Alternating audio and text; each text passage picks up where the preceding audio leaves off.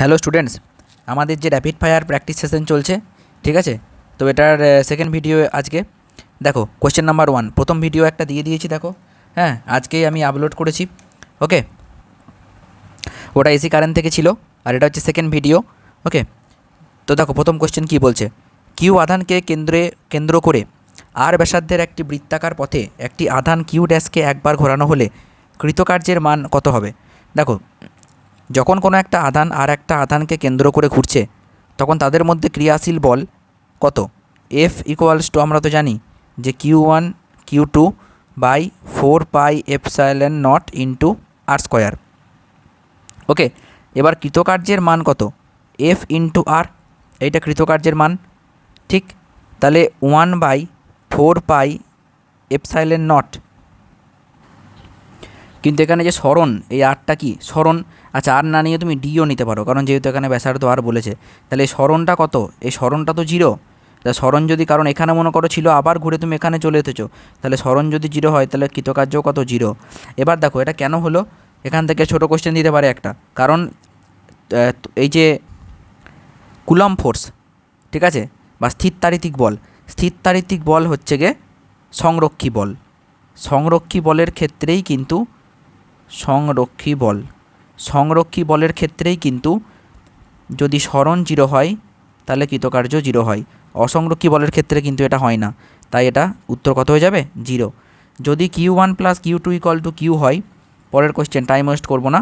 যদি Q1 plus Q2 equal to Q হয়, তবে Q1 বাই কিউ এর অনুপাতের মান কত হবে, যাতে একটি নির্দিষ্ট দূরত্বে Q1 Q2-র মধ্যে ক্রিয়ারত বলের মান সর্বোচ্চ হয়? দেখো, এই একটা আধান আছে, এই একটা আধান আছে, এই আধান দুটোকে তুমি কিউ আধানকে ভেঙে তৈরি করেছো, কিউ আধানকে ভেঙে করেছো Q1 আর Q2। মনে করো এইটা Q1, এইটা Q2। বলছে কোন শর্তে এদের মধ্যে ক্রিয়াশীল বল সব থেকে বেশি হবে? দেখো, এদের মধ্যে ক্রিয়াশীল বল সব থেকে বেশি হবে তখনই যখন Q1 সমান Q2 সমান Q/2 হয়ে যাবে, ঠিক আছে? এবার চেয়েছে কি? চেয়েছে তো Q1/Q, তাহলে Q1/Q কত হবে দেখে নাও। Q1-এর জায়গায় তুমি লেখো Q/2 আর Q-এর জায়গায় Q, তাহলে উত্তর হয়ে যাবে 1/2। বুঝতে পেরেছো? এটা তোমাকে কিন্তু মনে রাখতে হবে। ওকে, দেখো 1/2 মানে হাফ অ্যান্সার, 0.5। তারপরের কোশ্চেন দেখো, খুব ভালো কোশ্চেন। আর রোধের একটি বর্তনীকে n সংখ্যক অনুরূপ কোষের সঙ্গে যুক্ত করা হলো। বেশ, কোষগুলি শ্রেণী বা সমান্তরাল যেভাবেই সংযুক্ত করা হোক না কেন, উভয় ক্ষেত্রেই বর্তনীর মধ্যে দিয়ে সমান তড়িৎ প্রবাহ প্রবাহিত হয়। তবে প্রত্যেক কোষের আভ্যন্তরীণ রোধ আর হলে আর এর সঙ্গে ক্যাপিটাল আর এর সম্পর্ক কী? দেখো, তাহলে মুদ্রা কথা কী বলছে, যে কিছু কোষকে শ্রেণীতে কানেক্ট করেছে, আর একবার কি করেছে, কিছু কোষকে, ওই কটা কোষকেই সমান্তরালে যুক্ত করেছে, এইভাবে। বুঝতে পেরেছো? এরকম দিয়ে বলছে, আমি ধরে নিলাম n সংখ্যক কোষ আছে, n সংখ্যক ব্যাটারি আছে। বুঝতে পেরেছো? এবার যাই হোক না কেন, বলছে যে কারেন্ট কিন্তু সেম যাচ্ছে। তাহলে কারেন্ট যদি সেম যায় বর্তনীর মধ্যে দিয়ে, তাহলে কারেন্টের ফর্মুলা লিখে আমি সেম করে দেবো। যখন শ্রেণী সমবায়ে লিখছি তখন NE/R+NR হয়। এই ফর্মুলাটা মনে রাখতে পারলে খুবই ভালো, মনে রাখা তো উচিত। আর I2, অর্থাৎ যখন এই কোষগুলো সমান্তরাল সমবায়ে আছে, তখন এই বহির্বর্তনীর মধ্যে দিয়ে কারেন্ট হয় I2 সমান NE/I2, তো তখন এইটা NR হয়ে যাবে আর এইটা স্মল আর হয়ে যাবে। ওকে, এবার ওরা বলে দিয়েছে দুই ক্ষেত্রেই সমান কারেন্ট যায়, তাহলে কারেন্ট দুটোকে তুমি সেম করে দাও না। তাহলে NE/R+NR equal to NE/NR+R, NE কেটে দাও। বুঝতে পেরেছো? তাহলে কি হলো দেখো, R+NR ইকুয়াল টু NR+R। তাহলে R কমন নিয়ে নাও, তাহলে 1 - n equal to R common নিয়ে নাও 1 - n। ঠিক আছে, আর আর এর মধ্যে রিলেশন চেয়েছে, কেটে কুটে দাও। তাহলে কি পেলে? দেখো, পেয়ে গেলে যে R ইকুয়াল টু R। খুব ভালো কোশ্চেনটা, হ্যাঁ মনে রেখো। পরের কোশ্চেন দেখো, যেগুলো করাচ্ছি সব ইম্পর্টেন্ট, একটাও ভুংচাং কিছু কোশ্চেন করাচ্ছি না কিন্তু। হ্যাঁ, দেখো বলা হচ্ছে দুটি তারের রোধ যথাক্রমে R1 আর R2। বেশ, খুব ভালো কথা, R1 আর R2। তাদের রোধের তাপীয় গুণাঙ্কের মান বলে দিয়েছে α1 এবং α2। তাদেরকে শ্রেণীতে লাগানো হলো, কার্যকরী রোধের তাপীয় গুণাঙ্কের মান কত হবে? দেখো তোমাকে কিন্তু এই রোধের সঙ্গে তাপীয় গুণাঙ্কের রাশিমালাটা জানতে হবে। দেখো R1 ইকুয়াল R1 ড্যাশ নাও, তুমি যখন টি ডিগ্রি সেন্টিগ্রেড উষ্ণতা বাড়িয়েছো তখন রোধ কত হবে? R1 into 1 plus alpha 1T, আর R2 dash is equals to R2 into 1 plus alpha 2T। ঠিক আছে, আমি একবার দেখিয়ে দিই, ফাইনাল এক্সপ্রেশনটা তুমি মনে রাখতেই পারো অবশ্যই। এবার দেখো বলছে শ্রেণী সমবায়ে যুক্ত করা হয়েছে। এবার দুটো রোধ যখন শ্রেণী সমবায়ে যুক্ত থাকবে তখন তুল্য রোধ কত হবে? তুল্য রোধ তো হবে যে R1 প্লাস R2, ঠিক কিনা বলো? R1-এর জায়গায় তুমি কি লিখবে? R1 এখন R1 dash plus R2 dash লিখবে অবশ্যই, ঠিক আছে। এটা ধরে নাও তুমি R ইকুইভ্যালেন্ট তার ড্যাশ, ওকে। তাহলে R1 ড্যাশের জায়গায় তুমি কি লিখবে? R1 ইন্টু 1 প্লাস আলফা টি। R2 ড্যাশের জায়গায় তুমি কি লিখবে? R2 ইন্টু 1 প্লাস আলফা টি। বলো ক্লিয়ার কিনা? আই থিঙ্ক এইটুকু ক্লিয়ার হয়ে গেছে, ওপর থেকে নিয়ে এসে বসিয়ে দিয়েছি এটাকে, ওকে। দেখো ক্লিয়ার কিনা, দেখো এটাকে তুমি যদি গুণ করে দাও R1 plus R1 alpha T plus R2 plus R2 alpha T, ঠিক আছে। এখান থেকে R1 প্লাস R2 তুমি একটা গ্রুপিং করে দিলে, আর একটা তুমি এখানে একটা কাজ করতে পারো, R1 alpha T plus R2 alpha T. Alpha কেন হবে? আলফা 1 আলফা 2 আছে না, এই জায়গাটায় আমি তো মিস করে গেছি বাবা। আলফা 1 আর আলফা 2 দুটো আলাদা আলাদা আছে, আলফা 1 আলফা 2, ওকে। আলফা 1 আলফা 2, দেখো ঠিক আছে কিনা, এবার ঠিক আছে, ওকে। এবার আমি কি করছি বলো তো, R1 প্লাস R2টাকে কমন নিচ্ছি। তাহলে যদি আমি R1 প্লাস R2টাকে কমন নিয়ে নিই তাহলে কি দাঁড়াচ্ছে বলো তো? 1 plus R1 alpha 2 plus R2 alpha, ও R1 alpha 1 R2 alpha 2 by R1 plus R2 into t. বলো ক্লিয়ার? আচ্ছা, যখন আমি টেম্পারেচার বাড়াইনি তখন তুল্য রোধ কত ছিল? তখন তুল্য রোধ তো ছিল r eq equal to R1 plus R2। Temperature বাড়িয়েছি বলে রোধ বেড়ে হয়ে গেছে R1 ড্যাশ আর R2 ড্যাশ, না বাড়ালে তো এটাই ছিল। তাহলে R1 প্লাস R2-র জায়গায় আমি কী লিখতে পারি? আর ইকুইভ্যালেন্ট 1 প্লাস, আমরা জেনারেলি কী লিখি? Alpha dash into T. এই আলফা ড্যাশটা কি? এই আলফা ড্যাশটা হচ্ছে তুল্য উষ্ণতা গুণাঙ্ক, তাই তো চেয়েছে না এখানে? এই যে কার্যকর রোধের তাপীয় উষ্ণতা গুণাঙ্কের মান কত হবে? তাহলে তুল্যর যেটা পেলে তুমি উষ্ণতা গুণাঙ্ক, এই আলফা ড্যাশ, এই আলফা ড্যাশটাকে তুমি কত ইকুয়াল টু লিখলে কম্পেয়ার করে? R1 alpha 1 plus R2 alpha 2 by R1 plus R2। তাহলে এইটা হয়ে যাবে উত্তর, বুঝতে পেরেছো? কারণ আমরা তো জেনারেল এক্সপ্রেশনটা এরকম লিখি, তাই না? তাহলে R eq dash is equals to R into 1 plus alpha t, এই যে যেমন তুমি লিখেছো মনে করো R into 1 plus alpha 1T, এটাকেও তো এরকম করে লিখতে হবে। তাহলে যদি এরকম করে লিখি তাহলে এই গোটাটা কার মতো হয়ে যাচ্ছে? এই গোটাটা কিন্তু আলফার মতো হয়ে যাচ্ছে, তাহলে উত্তর হয়ে গেল। তাহলে কোনটা হবে? এইটা হয়ে যাবে উত্তর। I think clear. আচ্ছা, নেক্সট কোয়েশ্চেনে চলে যাই। দেখো নেক্সট কোয়েশ্চেন কী বলছে, খুব ভালো কোয়েশ্চেন ছিল কিন্তু এই কোয়েশ্চেনটা, হ্যাঁ মনে রাখবে একটু। বলছে এল বাহু বিশিষ্ট একটি ত্রিভুজাকার লুপের মধ্যে দিয়ে আই তড়িৎ প্রবাহিত হচ্ছে। বেশ, খুব ভালো কথা। কী বের করতে বলেছে দেখো, কোশ্চেনটা সবাই নিজে নিজে পড়বে কিন্তু, আর যারা পেরে যাচ্ছ নিজে তারা নিজে করবে। বেশ, একে বি প্রাবল্যের একটি চৌম্বক ক্ষেত্রে এমনভাবে রাখা হলো যাতে লুপের তল চৌম্বক ক্ষেত্রের দিকে থাকে। তাহলে লুপের ওপর ক্রিয়ারত টর্কের মান কত হবে? টর্ক জানতে চেয়েছে, বুঝতে পেরেছো? টর্ক জানতে চেয়েছে। কোশ্চেন বুঝতে পারলে খুব সহজ, আর বুঝতে না পারলে খুব কঠিন। দেখো এটা একটা ত্রিভুজ, এই ত্রিভুজের বলে দিয়েছে প্রত্যেকটা বাহু এল করে। প্রত্যেকটা কোশ্চেন কিন্তু আমি একদম দারুণ দারুণ কোশ্চেন নিয়েছি, যেগুলো তোমরা রিভাইজ করতে ভুলে গিয়েছো সেরকম টাইপের কোশ্চেনে কিন্তু আমি দেখো নিয়েছি, বুঝতে পেরেছো? এবার এই দিকে ম্যাগনেটিক ফিল্ড আছে, তাই তো বলেছে না যে তলের সঙ্গে প্যারালাল আছে। এই যে বি প্রাবল্যের একটি চৌম্বক ক্ষেত্র এমনভাবে রাখা হলো যাতে লুপের তল চৌম্বক ক্ষেত্রের দিকে থাকে, তার মানে প্যারালাল, ওকে। তো এই যে হাইটটা, এই হাইটটা কত? এই হাইটটা হচ্ছে √3/2 ইন্টু এল, ওকে। তাহলে ক্ষেত্রফল কত? ক্ষেত্রফল হচ্ছে a equal to half into base into √3/2 into l, half into base into height, তাহলে √3/4 ইন্টু এল স্কোয়ার, এইটা হচ্ছে কি ক্ষেত্রফল। তাহলে ক্ষেত্রফল পেয়ে গেলে তুমি, এবার তোমাকে বলেছে যে টর্ক বের করতে। তো টর্ক তো ভাই ইজি, টর্ক ইকুয়াল টু কী হয় না বি এ, না এইভাবে লিখলে অতটা ভালো বুঝতে পারবে না। একবারে বেসিক থেকে বলি, টাউ ইকুয়াল টু, তুমি তো এইটা জানো বাবা, যে এম ক্রস বি। এমটা কি? এমটা হচ্ছে ম্যাগনেটিক মোমেন্ট বা চৌম্বক ভ্রামক, তাই তো? এমের জায়গায় আমি কি লিখতে পারি? এমের জায়গায় লিখতে পারি current into area into b, আর সাইন থিটা হবে, কারণ ক্রস প্রোডাক্টের জন্য সাইন থিটা আসে। আর এইটা হচ্ছে এম, কারেন্ট ইন্টু এরিয়া। দেখো কারেন্ট বলে দিয়েছে, কারেন্ট কত বলেছে? আই। বেশ, আই থাকুক।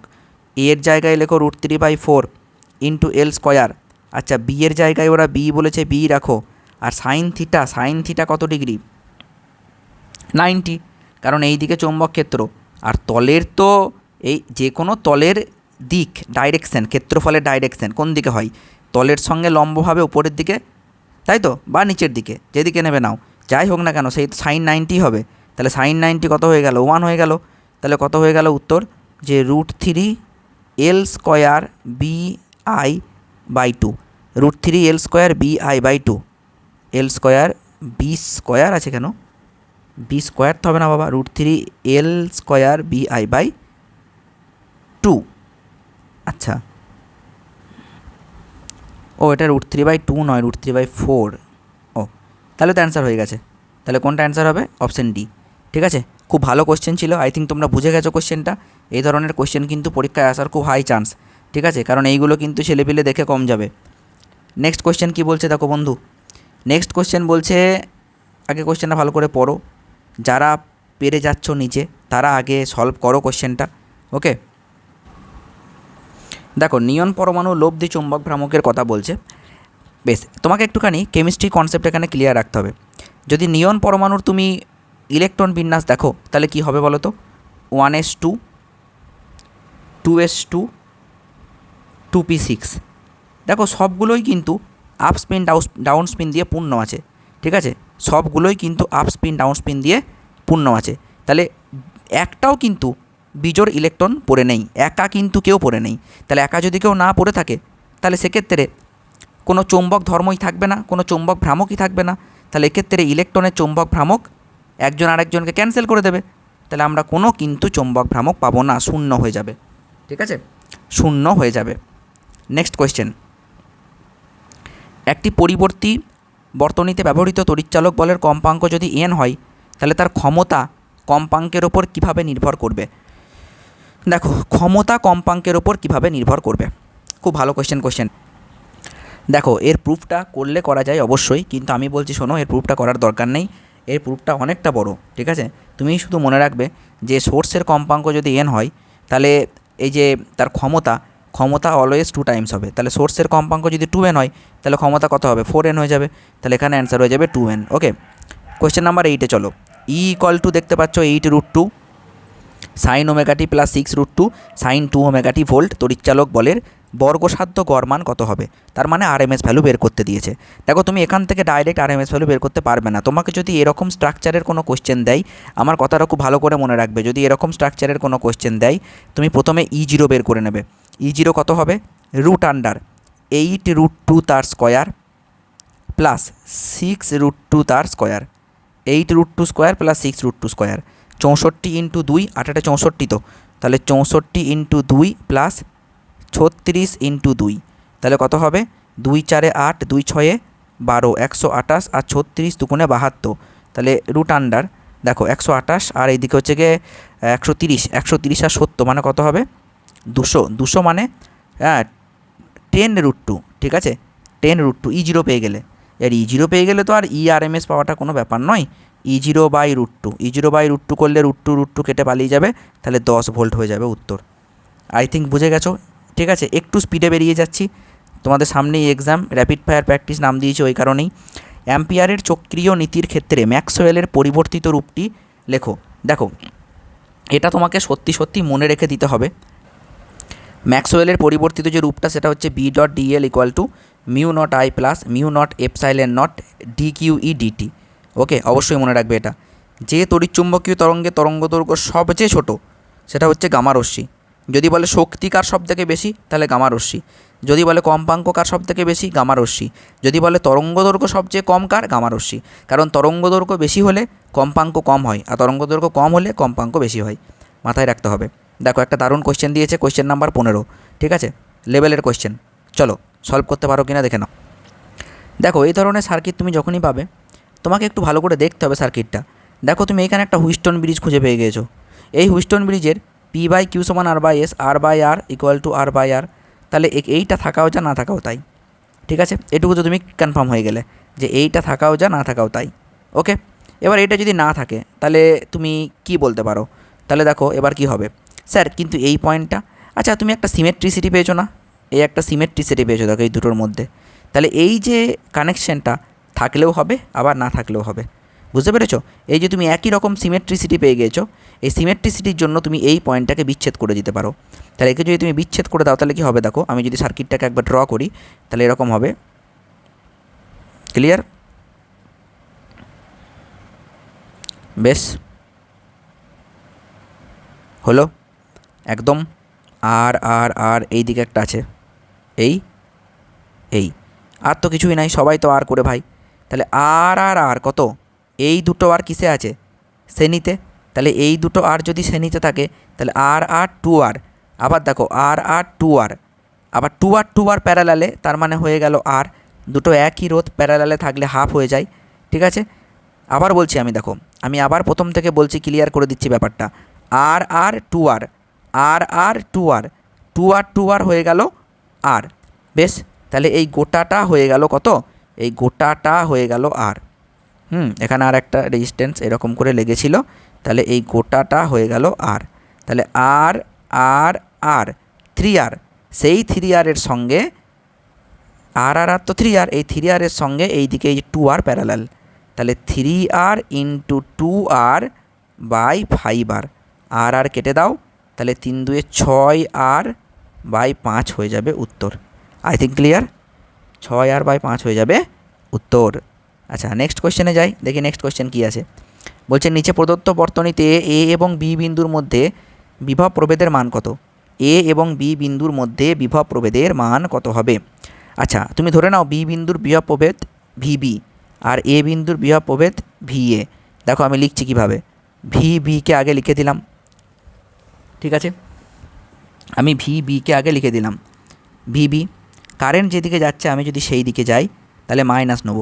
2 অ্যাম্পিয়ার কারেন্ট যাচ্ছে 2 ওহমের মধ্যে দিয়ে, তাহলে 2 গণিত 2। বেশ হলো, টোটাল বিভব প্রভেদ নেবো তো, তাহলে ভিবি মাইনাস 2 গণিত 2। ক্লিয়ার? I think clear. বেশ, মাইনাস মাইনাস, দেখো পজিটিভ থেকে নেগেটিভে যাচ্ছি মানে আমার লস, -12 হলো। কারেন্টের দিকে গেলেও মাইনাস হবে, আবার পজিটিভ থেকে নেগেটিভে গেলেও মাইনাস হবে। কারেন্টের দিকের বিপরীতে গেলে প্লাস হবে, আর নেগেটিভ থেকে যদি আমি পজিটিভে যেতাম তাহলে প্লাস হতো। ঠিক আছে, কারণ আমার তো লস, পজিটিভ থেকে নেগেটিভে যাওয়া মানে লস আমার, এভাবে মনে রাখবে তুমি।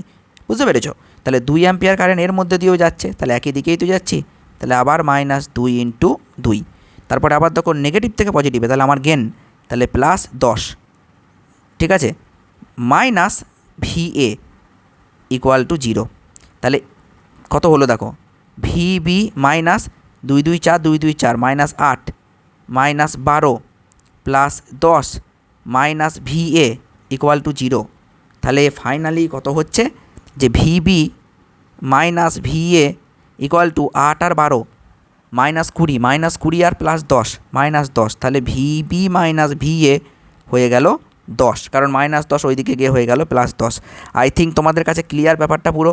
যাদের কাছে এই কনসেপ্টটা একটুখানি গোলমেলে ছিল তাহলে ক্লিয়ার হয়ে গেল।